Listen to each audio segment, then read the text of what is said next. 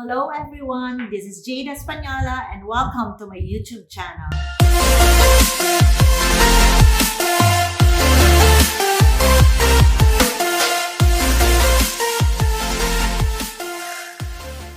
Today we have a very exciting topic, especially for women, and the title is You Are Not the Label.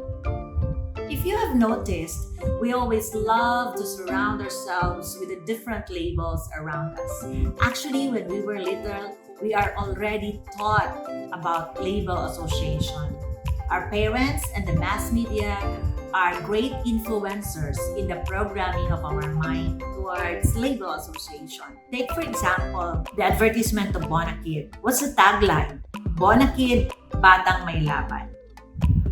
For Milo, great things start from small beginnings. And for Promil, it's the genius, the smart kid. So, from this label association, there is a so-called programming in our minds and with the children, because if you're drinking Bonakid, you're expected to be batang may laban. You should grow up to be brave, courageous. For the Promil babies, you are expected to be smart and genius. For the Milo babies, you are expected to be achievers. So these are already label associations that we exposed ourselves into since we were little. From my observations in all the experiences in my life, there are three kinds of label association. Number one is the material labels. We are so fond of attaching our personality with the labels of our clothes, right? Agree? With the labels of our jeans, clothes, still clothes, right? With the labels of our bags. Women, especially professionals, they love having branded bags. And within that, shoes. We love branded shoes, of course. And then you have your clothes, your bags, your shoes, watches. And as we grow older, we have car labels, right? So our house label, our subdivision label. So the material labels, if I would ask you now, how do you feel when you are carrying those branded bags? How do you feel when you are wearing that beautiful, expensive dress? Does it make you feel confident or does it make you feel superior because you are wearing something more expensive than the others? So these are the examples of the material labels. Next is we have the social label that we love to attach ourselves into. I'm speaking for the majority in general. So, what are the social labels? Our attachment to our organizations. Like, you belong to Rotary Club, to the Lions Club, you belong to the Mason, you belong to the Manila Polo Club or the Marco Polo Club, whatever it is. So, or you can belong to a religious organization. So, how do you feel also when you are attached to these organizational labels that you have? If you notice, there is a sense of belongingness in your part because you are attached to this kind of organization. And aside from the belongingness, I believe you have a sense of security when you are with this group. Am I correct? Or you can add some more. Or you also feel like you're in power because you are with this certain group of people where you are connected. And in our world today, we call that as our connections. The social labels that we have are our connections. And third is the title labels. We are always taught since we were little some title labels that become attached to our mind or our ego. For example, the title of being a doctor right? Or a teacher. When we were little, we were already told by our parents, when you grow up, you should be a teacher, you should be a doctor. If there are doctors in your family, you are already shaped to be a doctor. So these are titles, title labels: lawyer, engineer, architect, doctors, businessman, billionaire, millionaire, president. You're being mayor, a vice mayor, a governor. These are title labels that we have. So, if I will ask you, what will happen to you if, for example, the material labels that you have now, that you acquired now, will be taken away from you? What will you be? Who will you be? If your expensive bags, your expensive clothes will be taken from you, your expensive shoes will be taken from you, will you still be confident when you go out of your house? If you will not be driving anymore that luxurious car that you have, will you still be confident? Will you still feel superior? How would you feel? If you are not attached anymore to your social labels, if you don't belong to any organization, how would you feel? Will you feel alone? Will you feel insecure? How would you feel? And if your title label will be taken away from you, you're being a doctor, you're being a governor, a president, you're being a teacher, a lawyer, will be taken away from you, will be removed from you. Who will you be? In general, if all these labels will be taken away from you, actually, it's being taken away from us now because we cannot function to our fullest because of the COVID, right? You cannot even wear your expensive clothes now. You cannot even wear your jewelries. You can't even use your cars because you cannot go out all the time. Right now, with this pandemic going on, have you ever asked yourself, if all of this will be taken away from you, who will you be? Who are you? For some, maybe your answer will be, oh, I don't know who I am anymore if I will lose these things. Others may answer maybe, oh, I'm worthless. I'm not good enough without these things. For those of you who answered like that, I want you to be true to yourself. During this time now, are you anxious of your future? Are you afraid of what's going to happen in your finances? Do you have doubts now? I hope you will be true to yourself. For those who answer, maybe there are some of you who will answer, oh, if I lose those things, it's okay. I will still be okay even if I lose all those labels, the material labels, the social labels, my social connection, and the titles that I have. If I'm going to lose it, I'm still okay because God is with me. I am a child of God. For those of you who are indecisive, or cannot make up their minds on what to answer to this question, I hope my story can help you identify your emotions, the truthfulness of your emotions, and of course, your truthfulness to yourself. I had my share of label association when I was 9 years old. That's the first time I can remember my attachment to labels. I was in grade 4 at St. Mary's College, and all my friends, all my classmates are wearing this branded rubber shoes at that time. And there was Reebok and New Balance. But ang pinakasikat po for me, is the Reebok. So, I really wanted to have a high-cut white Reebok shoes. And so, I told my dad to buy it, but because we don't have money, we cannot afford it, so I ended up using Kung Fu shoes. Sino po ang makarelate sa inyo ng Kung Fu shoes, no? So, okay, wala akong choice. Kasi I had no money, I'm a little girl. I was a little girl, so I was wearing Kung Fu shoes at that time. So, I was disappointed to the point that until now, I can still remember the picture of that Reebok shoes.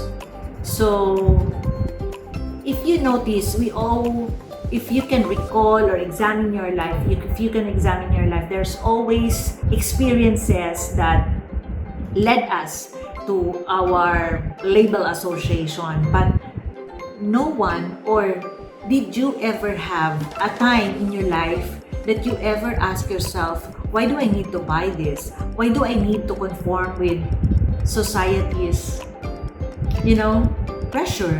Because some people are pressured by their peers. Like, I've had a friend who buys expensive bags because the kind of association that she has, these ladies are buying expensive bags, so she has to buy expensive bag also. So what I'm trying to say is, as we grow older, we strive to have labels association, and some of us are very unconscious already of what those label association really mean to us. And sometimes we're so unaware that we max out our credit card just to buy expensive brands. So how did I learn to detach from those label associations? I came to a point in my life, that I was working, of course, and everyone, we have that certain experience that we want to fit in with our groups, with our friends, and we don't want to be left behind. So we try to do everything that we can to belong. And especially, I had a friend that told me that at the age of 30, we should have our own cars. So many material labels and association that we believe that is the gauge of our success. And of course, human as we are, we want to show off to others that we're doing okay, even if we're not really doing okay. we carry those material labels around us, but we're so full of debts, right? Maraming utang. Kasi majority of us Filipinos, we love using the credit card. And actually, when you use your credit card, you're already spending what you do not earn. So I always remember that if you use the credit card, you're spending already what you do not earn. So I put that in my mind. That's why I told my daughter not to avail of any credit card. If you have money, then buy. Okay, so my story with detachment from this label came across where I think that was in 2011. One day po, I was in my store. Dumating po yung sheriff ng bank because I was not able to pay my car amortization for about 3 or 4 months. So the sheriff was there in the morning and they were bringing these documents to let me sign and to give up, surrender my car. So can you imagine the kind of emotions I was having on that day? Nandun yung shame dahil parang 4 silang pumunta ng office and I don't know, parang nakaalam yung mga kapitbahay ko doon sa arcade. So, parang nangusyoso sila, of course, na habang nandun sa loob yung sheriff, kinakausap ako, may ibang sumisilip. So, the shame was there. And alam nyo, masakit sa akin yun, but hindi ako makaiyak. I really cannot cry. And all I was thinking at that time was, should I sign the papers? If I will not sign the papers, anong gagawin ko? Tatakbo? Hindi pwede, no? Mga lalaki sila, ang lalaki pa naman nila. And so, I was staring at the documents and something was running also in my mind. I was reminded that on that day, actually that day was so exciting because pumunta yung sheriff, kukunin yung sasakyan ko, and at the same time on that day, I have an out-of-town business trip. I have a Green Magic orientation in Panabo. So, alam mo yung tumatakbo sa isip ko na, oh my God, this is so nakakahiya. Anong sasabihin ko sa mga tao pagdating ko sa Panabo na wala akong sasakyan? Imagine, yung may-ari ng Green Magic, ng bus. Something like that was running in my mind. So, maniniwala pa kaya sila sa akin? Or, so many things. Insecurity, doubts, fears, shame, pumasok na sa akin lahat. Pero at that moment, may dalawa akong pinagpilian po. The shame and taking control of my life. I have to choose. Because taking control of my life means I have to survive.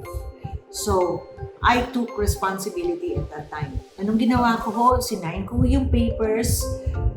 Gusto ko umiyak, gusto ko sumigaw, pero hindi ko magawa because I have to, snap out of my depression. Kumbaga, kung depressed ka dyan right at that moment, hey, snap it out because meron ka pang pupuntahan.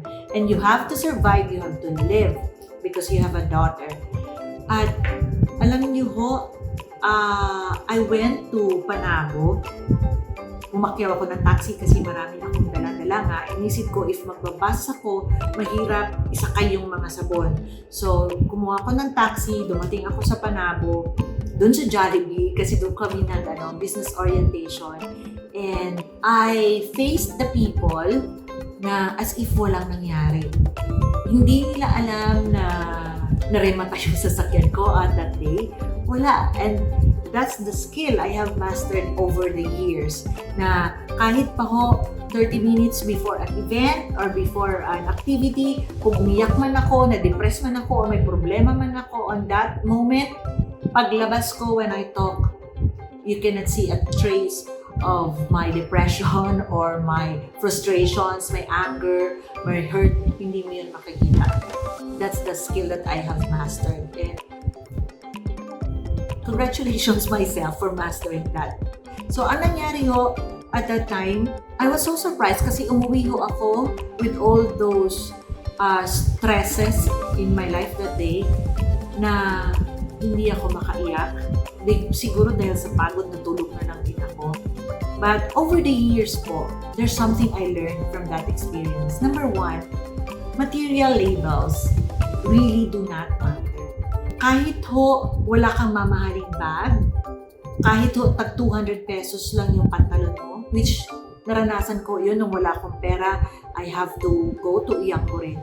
I enjoyed DCLA talaga po dahil maraming napakamurang mga damit doon. I enjoyed DCLA. What I'm trying to say is, kahit pa ho, gaano man kamahal, gaano man kamura, ang mga gamit natin, damit natin, bag natin, sapatos natin, kahit wala tayong kotse, kahit wala pa ho tayo, kahit ano, material possession, the right people who are going to support you, who are going to help you, who are going to accept you, will really come into your life. Darating at darating sila para tulungan ka to become the best of who you are. I call these people angels. Kaya doon ko na-prove nung walang-wala ako at nag-umpisa ako ulit, because God will always give you a reset button that you can use 1,000,000 times kung nagkamali ka. So, doon ko na-prove po nung, nawala yung mga material possessions ko. Nahiyaman ako sa mundong ito, sa mga tao sa palibot ko. Pero, doon ko na-realize na hindi pala importante yung mga material na bagay. Because the people who are destined, when I say destined, pinadala ng Diyos para tulungan ka, tutulong sila kahit ano. And number 2, the social labels, your association, your group, kung saan ka man nabilong, it does not matter also. Because napansin ko po, our organization, the human organization, social organization that we attach ourselves into, they don't count that much in your achieving your purpose in your life. Bakit po? Because human as we are, we always want to get connected to, like for example, political figures or sino yung mga kilalang tao na which we think can help us during our lowest time. But what I have proven was, during my lowest time, all the friends that I knew, yung mga kilala ko na mga tao na may posisyon, they were not able to help me.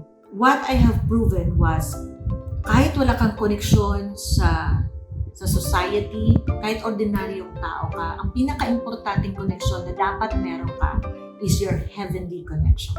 Yung connection mo sa Diyos. Because I tell you, nung nag-upisa ako ng Green Magic, walang-wala ho ako talaga. And no banks would offer me a loan kasi wala nga akong collateral. Nothing, wala. And if you go to DTI, for you to avail of the SME loan, kailangan 2 years na yung negosyo mo at meron ka, like me, I want to be a manufacturer, kailangan existing yung factory mo for you to avail of the SME loan. Wala ko lahat nun. So, what happened was, meron akong binibilhan ng raw materials ko po sa Manila na napakaganda. Lahat ng produkto nila are coming from France. technical floor France at napakaganda ko ng romance nila pag ginawang sabon. But wala ho akong malaking kapital, so I really cannot buy that much. At alam niyo ho ba anong nangyari? The sales manager who became my friend now came to Davao, pumunta siya dito at kinausap ako. At ang sabi niya na, Jade, we are willing to help you. We are willing to help jumpstart your business because we believe in you. So the company is going to give you a credit line without collateral. Alam niyo ba na napanganga ako because this is the first time in my life po na hindi ko kilalang tao na magpapautang sa akin walang collateral, unlimited. I-order ko lang lahat ng raw materials. Isn't that amazing? So that experience proved to me that I only have to have one important connection, and that is my connection to God. So if you have that, if you can strengthen your connection to God, all the right people will come into your life. Kaya dapat yung anxiety natin, yung takot natin, yung doubts and fears, tanggalin nyo na yung uluyin mo lahat. Because your connection up there is looking down on you every day, every moment, and He sure will take care of you. Then lastly, yung mga titles, those are not important. Because I've realized, like me, an ordinary person with those kind of experiences, I'm not perfect. I have no title like in your human world that you can be proud of. But I'm a nurse by profession.